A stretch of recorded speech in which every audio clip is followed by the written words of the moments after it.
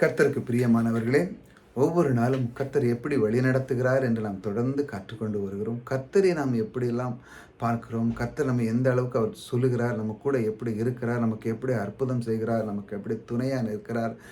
தேவனை அறிய அறிய நம்முடைய அந்த பரிசுத்தத்தில் அறிய ஆவிக்குரியான விஷயத்தில் அறிய அறிய நம்முடைய உள்ளம் மலமலர்ச்சி அடைகிறது, நம்முடைய முகம் மலர்ந்துகிறது.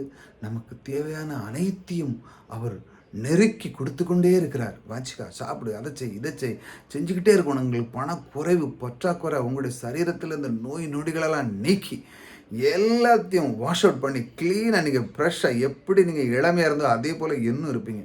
எப்படி இந்த மாதிரி சின்ன சின்ன வீடியோ பார்க்கும்பொழுது, ஆவிக்குரியமான வீடியோகளை நீங்கள் பார்க்கும்போது, தேவனோடு உள்ள வீடியோகளை பார்க்கும்போது, தேவன் என்ன சொல்லுகிறார், தேவன் என்னை எப்படி வழிநடத்துகிறார், தேவன் என்னை ஏன் தேடி வந்தார், அவர் எனக்குள்ளே ஏன் இருக்கிறார், அவர் என்னை ஏன் இப்படி இந்த அளவுக்கு என்னை உயர்த்தணும் அப்படின்னு உங்களுக்குள்ள ஒரு கேள்வி வரும்போது, தேவன் உங்களுக்கு எல்லா காரியத்தையும் அவர் காமிப்பார். பாருங்கள், அவருடைய வார்த்தைக்கு நேராக போகும்.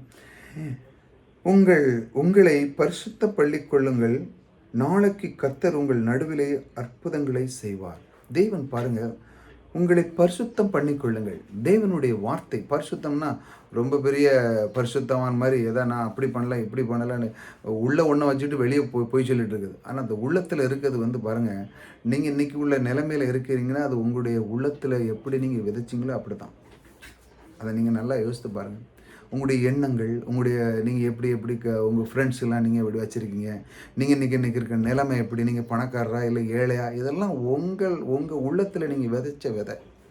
நீங்கள் யாருமே ப்ளேம் பண்ணவே முடியாது. ஏன்னா நீங்கள் உங்களுக்குள்ளே விதைச்சிங்க. எங்கள் அப்பா அப்படி பண்ணிட்டாரு, எங்கள் அப்பா இப்படி படிக்க வைக்கல, எனக்கு அதை செய்யலை இதை செய்யலை, கிடையவே கிடையாது.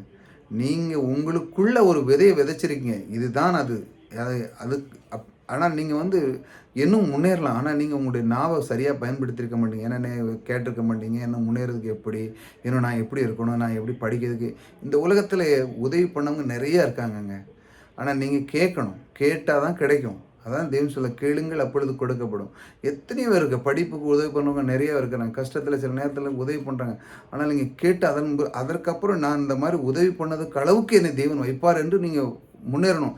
எப்பவும் உதவி கேட்டுகிட்டே இருக்கக்கூடாது. ஒரு சில நேரத்தில் கேட்கணும். ஆனால் அவங்க ஒருத்தர் உதவி பண்ணுறாங்கன்னா அதே போல் நானும் உதவி பண்ணக்கூடிய அளவுக்கு என்னை தேவன் உயர்த்துகிறார், அற்புதம் செய்கிறவர் இருக்கிறார்ன்னு சொல்லி பாருங்கள். அந்த அளவுக்கு தேவனுடைய வார்த்தையை உள்ளத்தில் வைத்து பரிசுத்தம் பண்ணிக்கொள்ளும். ஏனென்றால் நாளைக்கு கர்த்தர் உங்கள் நடுவிலே அற்புதங்களை செய்வார். நாளைக்கு என்ன, எப்பவுமே உங்களுக்கு அற்புதம் செய்வார். சொல்ல நாளைக்கே செய்வேன், தாமதமே கிடையாது. எப்பவும் அவர் உங்களுக்கு அற்புதம் செய்கிற உங்களுக்குள்ள எப்படி தேவனுடைய வார்த்தை, பரிசுத்தமான வார்த்தை உங்கள் உள்ளத்தில் வைக்கும் பொழுது உங்களுக்கு குறைவே இருக்காது. சந்தோஷம் இருக்கும், மகிழ்ச்சி இருக்கும், கிருபை இருக்கும். எல்லாத்திலுமே நீங்கள் பெருகி இருப்பீங்க. தேவன் அதைத்தான் விரும்புகிறார். அற்புதம் செய்கிறவர் உங்களோடு கூட இருக்கிறார். தொடர்ந்து தேவன் அற்புதம் எப்படி செய்கிறார் என்று நீங்கள் தொடர்ந்து கற்றுக்கொள்ள வேண்டும். அதனால தான் நான் தினமும் இந்த மாதிரி வீடியோவில் போடுறேன். கர்த்தர் எப்படி வழி நடத்துகிறார் சொல்கிறார்.